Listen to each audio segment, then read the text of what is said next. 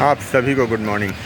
मिलाते हैं एक ऐसे इंसान से जो कुछ बताएंगे। इनका शुभ नाम ही बहुत अनोखा है, आशीष। जी प्रणाम सर। कब आना हुआ, क्योंकि काशी में आप दिखते नहीं हैं? हाँ, काशी में मैं अगर ऐसे बताऊं कि पहले कब आया था तो शायद 50 साल पहले। उसके बाद इन लोगों से परिचय होता है, बार बार लाते हैं, इस जगह कई बार बैठ चुका हूँ। सर काशी कितनी बदल गई होगी, 50 साल पहले की काशी और अब की काशी? बहुत पता, क्योंकि आदमी लोग बढ़े हैं, आने जाने वाले भी बढ़े हैं।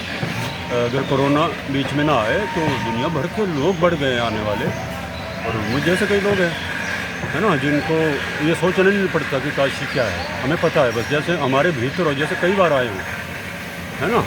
दुनिया का पहला शायद नगर है या दुनिया के प्रथम व्यक्ति से जुड़ा हुआ जिसने स्वयं को रचा था, स्वयंभू शिव। तो काशी तो ऐसी जगह है कि यहाँ सारे रंग हैं, हर चीज़ है, हर तरह के लोग हैं। अच्छा सर, आप मतलब अपनी चीज़ों को पेन डाउन करते हैं जब लिखते हैं, तो उसमें बढ़ती हुई भीड़, बढ़ता हुआ जनसंख्या और बढ़ती हुई त्रासदी किस तरीके का रोल प्ले करती है? मतलब क्या आप अपने मन को रोक पाते हैं कि नहीं मैंने जो चाहा है वही लिखें, या उनका भी प्रभाव अकस्मात सामने आ ही जाता है? मुझ पर नहीं प्रभाव पड़ता, क्योंकि कुछ आधारभूत चीज़ें हमें बचपन से मिली हैं। हम उन पर बात करते हैं और ये इसको हम एक प्रपंच की तरह देखते हैं जो अनिवार्य है इस युग में, ज़रूरी है। संख्याएँ बढ़ें, विवाद बढ़ें, संघर्ष बढ़ें, मार काट बढ़े, ये चीज़ें सदा से हैं। कोई घटना घटती है और व्यक्ति की हिंसा, उसका मन अपना काम करता है और वो ज़रूरी भी है, उससे छांटनी होती है, अनुभव बढ़ते हैं लोगों के। बहुत सारे लोग रास्ते पे आ जाते हैं अपने। अच्छा, जितने लोग नए मतलब देखने वाले, तो कई ऐसे नए भी हैं जो छात्र हैं, ठीक है, कुछ यहाँ के शिक्षक भी हैं। तो मैं ये मतलब चाहता हूँ कि आप कुछ बताएं कि अगर कोई आदमी चाहे कि हम एक लेखक के रूप में अपने को परिभाषित करें, ठीक है, तो उसमें क्या क्या चीज़ें खुद के अंदर महसूस करनी चाहिए? अगर वो है तो डिक्लेयर करे कि नहीं मैं इसी के लिए बना हूँ। हाँ, जैसे मैं हूँ, मुझे याद है मैं 1964 से अखबारों का लेखक था। 1964 से? हाँ, और लगभग 70 तक मैं भारत की सारी पत्रिकाओं में लिखने की वजह से एक बदनाम भी हुआ और मुझे पुरस्कार मिला, संस्था ने दिया कि सबसे ज़्यादा पत्र पत्रिकाओं में छपने वाला लेखक। और मैं स्त्रियों के नाम से भी लिखता था, 10-12 स्त्रियों के नाम से, सबको पता लग गया था इस बात का। मनोरमा में, गृह शोभा में भी लिखा है, धर्मयुग में इम्बाला के नाम से लिखता था, बर्फ ढकी जिंदगी जैसी रचना है। सरिता में तो ठेका ही था, चंपक से लेके सुमन सौरभ, सरिता। मतलब पहला कौन सा मैगजीन जब जो आपने स्टार्ट की थी सर, पहला कौन सा मैगजीन था या न्यूज़पेपर? वीर प्रताप जालंधर से छपता था अखबार, वीरेंद्र उसके संपादक थे। और फिर पंजाब केसरी शुरू हुआ, इससे पुराने कांग्रेसी रोज लाला जगत नारायण अलग हुए थे और उन्होंने पंजाबी में जगबाणी और उर्दू में हिंदी समाचार और हिंदी में पंजाब केसरी शुरू की। तीनों में मेरी रचना आती थी, जबकि मुझे बाकी 2 भाषाएं उस वक्त नहीं आती थी। फिर बाद में मैंने उर्दू पढ़ाया भी। अच्छा सर, नए मतलब जब नए लेखक जो हैं, आज के समय में देखा जा रहा है कि उनका पैसेंस लेवल तुरंत ब्रेक हो जा रहा है। उनकी लेखनी में भी ये देखने को मिल रहा है।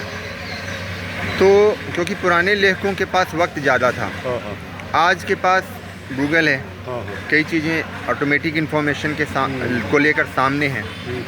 तो किस तरीके से ध्यान रखें? मतलब आज का जो चित्र है ना, वो कहीं भी ठहर नहीं पाता, क्योंकि जैसे ही मैंने ये मोबाइल खोला, मेरे सामने दुनिया भर के खबरें, चाहे वो आलिया भट्ट हों, चाहे मोदी जी हों, केजरीवाल हों, ये पहले आते हैं। मैं फेसबुक पे क्या लिख रहा हूँ उससे मेरा ध्यान बट जाता है, छट जाता है। अलबत्ता आजकल हर व्यक्ति लेखक है। घरों में एक अनपढ़ माँ भी फेसबुक पर है, क्योंकि बहू मदद कर रही है, बच्चे मदद कर रहे हैं कि मैं ऐसा कहना चाहती हूँ, इस पर लिख दो, या टूटी फूटी लिखती है, वो ठीक कर देते हैं। मैं ऐसे बहुत सारे लोगों को जानता हूँ जो अच्छे हैं, उनके भीतर विचार हैं, भावना है, लिख सकते हैं, उनको एक मंच मिल गया। अगर उनकी नीयत सचमुच फेसबुक पर कुछ नया और अनोखा लिखने की है, तो चाहे वो कुछ भी कर रहे हैं, उपाय को भी अपना रहे हैं।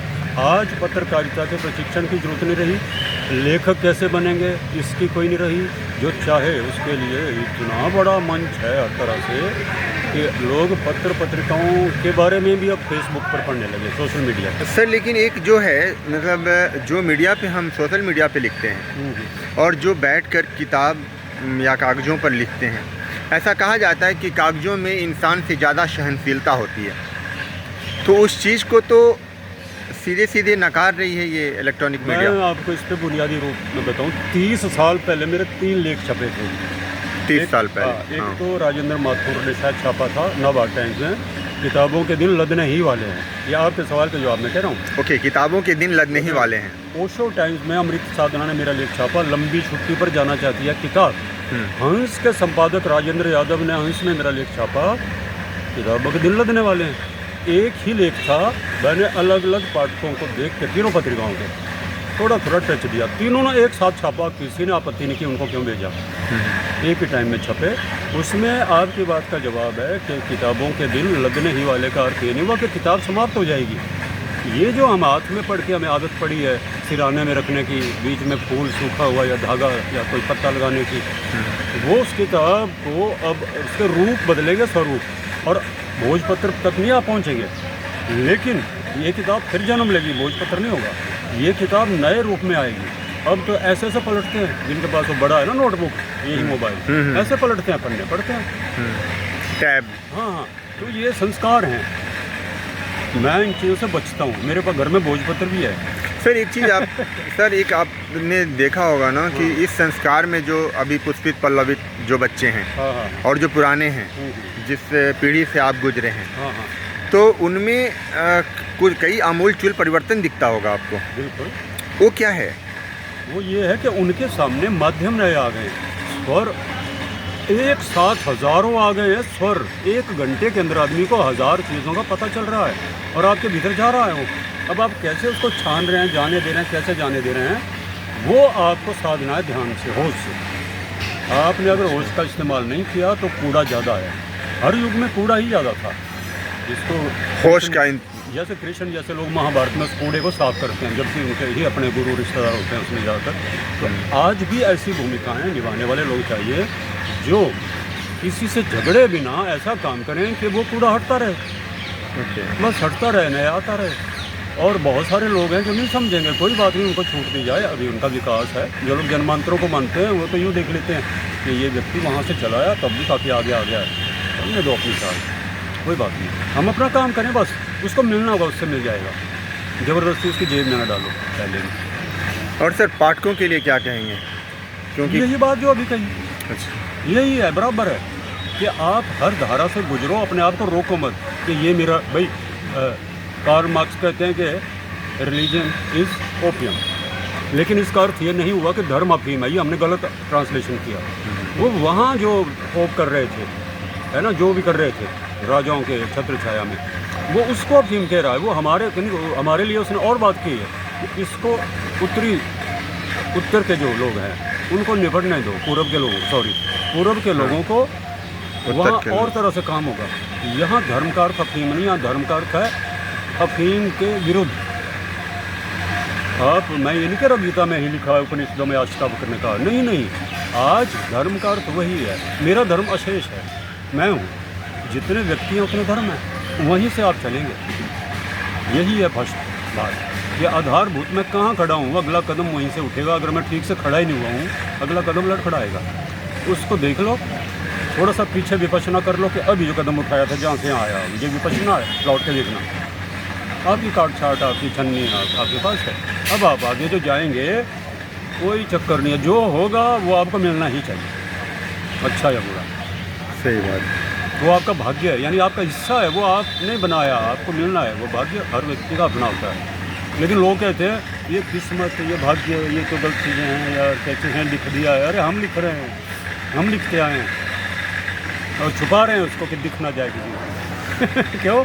फ्री में रोटी चाहिए, है ना, ब्राह्मण को भी आरक्षण चाहिए, उसको भी चाहिए, है ना, दलित को भी चाहिए। वो मन है, ये मन के खेल हैं सारे। मन को थोड़ा सा और स्वावलंबी बनना है। जैसे अभी गादी जैसे जा रही है, तो मैं कभी किसी से बाल को हाथ नहीं लगाने दिया है बचपन से आज तक। मैं कपड़े कभी किसी, इनको पता है इनके घर में कपड़े जब तक मैं धो नहीं दूँगा, इनके भी अगर होंगे बाथरूम में भी धो के निकलूँगा, मेरी आदत है। अब लोग कहेंगे गांधी से सिखाया, अरे नहीं, उनकी स्थिति और थी, मेरी और थी। मैं घुमक्कड़ कहीं भी रात को फंस जाता हूँ, है ना, खाने को नहीं मिलता, खुद बनाता हूँ। पुराने लोगों में जिनका कुछ वैसे लोगों का बताइए जिनका इम्पैक्ट आप पे आज भी विस्मृत नहीं हो रहा है। मुझे बचपन से ओशो और जय कृष्णमूर्ति आकर्षित करते रहे, ओशो और जय इसलिए कि कृष्ण। वो मेरे खिलाफ थे। यानी मुझे लगा ये तो हमारे खिलाफ हैं, हमारे जीवन के, हमारे संस्कारों के, हर चीज़ के। तो ये दोनों इनको समझे तो लगा कि वो सही है, हम गलत थे, हमें जो आधार मिले थे वही गलत थे, वो भुरभुरे थे।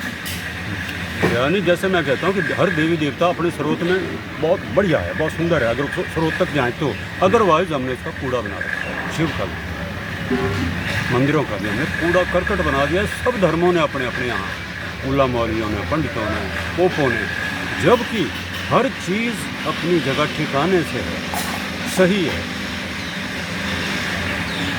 क्योंकि अभी रिसेंटली मैंने भूमि चैनल स्टार्ट किया है था, जिसके माध्यम से मैं चाहता हूं कि जो लोग सही मायने में चीज़ों को ऑब्जर्व किए हैं उनकी बात समाज तक पहुंचाएंगे। हाँ, तो मुझे अंत में यही कहना है कि हर चीज़, एवरीथिंग इज़ ओके, ही लोके एंड पर रोके। हम बनाते हैं अपने आप को, दूसरे की जितना छोड़ो। आप अपनी रचना करोगे तो दूसरे को मिलेगा उससे। हम कोशिश नहीं करेंगे आग्रह ले भाई ये हमारा अनुभव है, हम अपना अनुभव उसको दे ही नहीं सकते। उसको जब लगेगा कि ऐसे ऐसे चलता है, ऐसे बोलता है, ऐसे जीता है, तो जिसकी तैयारी होगी उतना उसको फ्री में मिल गया, क्योंकि उसकी तैयारी है। सही बात है। बहुत बहुत धन्यवाद सर। आपका भी, आपका।